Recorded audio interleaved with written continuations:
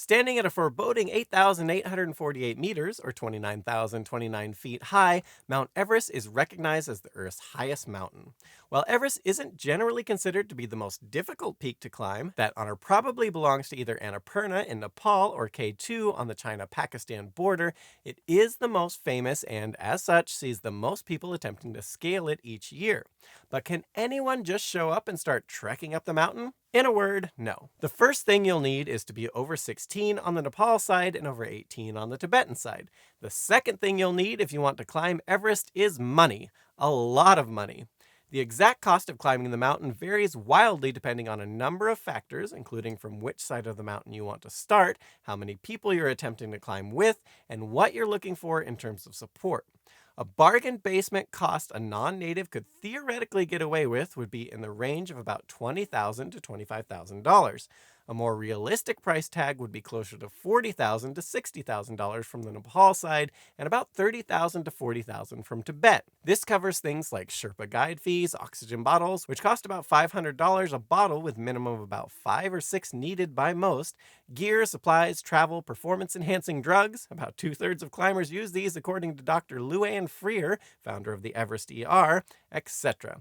If you really want to skimp, you could get away with not using extra oxygen, but this isn't recommended as about 40% of people who die in the attempt at climbing Everest do so trying to do it without oxygen tanks. This is despite the fact that only about 3% of all climbers make the attempt without extra oxygen. Further, such an attempt will likely result in, at minimum, a small amount of brain damage. In contrast to the penny pinchers, if you want an ultra premium package from a given guide organization, including Sherpas to carry pretty much every little thing up for you, meals prepared for you, plenty of bandwidth to video chat people back home as you summit, yes, there is Wi-Fi all the way up there these days, many oxygen bottles stored along the way, etc., you can pay as much as $200,000 per person to climb the mountain in style. It should be noted, however, that even with such a package, you'll still need to be in exceptionally good shape and have a great deal of experience in extreme mountain climbing, if you want to have any realistic chance at actually making it to the top. On that note, another thing you'll need is a permit to climb Everest, which you can apply for from the Nepalese and Tibetan authorities, depending on which side of the mountain you want to make your attempt on.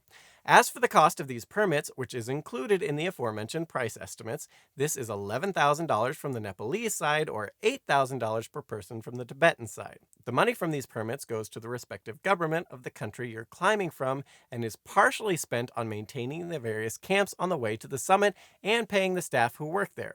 Said staff are also responsible for cleaning and maintaining at least parts of the mountain, a job that's exactly as dangerous as it sounds, with several Sherpas having been killed over the years cleaning trash from the mountain's higher areas. On this note, any group wishing to climb Everest on the Nepal side also has to pay a $4,000 deposit that is only returned if the individual returns with their trash. This fee is meant to discourage people just throwing their garbage onto the mountain as they trek. This isn't just a problem with having to send people up to collect the garbage, but also because the mountain is revered as holy by some Tibetan and Nepali people. One thing that isn't guaranteed to be collected, however, is your body if you die too far up. As such, there are around 200 bodies still up on the mountain from the near 300 or so people who've died in an attempt at climbing Everest in the last century. But let's say you're an expert climber who has all the gear, experience, and know-how to conquer Everest, but don't want to pay for permission to climb it. What exactly is stopping you from just climbing it when you please? Well, mainly that first, if you're caught, you will incur a massive fine and some legal troubles. A second thing to keep in mind is that the money from permits, along with paying for the upkeep of the various camps, also pays for potential rescue and evacuation teams who are on standby in the not unlikely event something goes wrong. Beyond no help, there are also reports of Sherpas beating up people they find trying to climb Everest without a permit. Speaking of humans attacking other humans, ever wonder what happened to all the bodies after historic battles in history? Well, check out our video on the subject here and find out.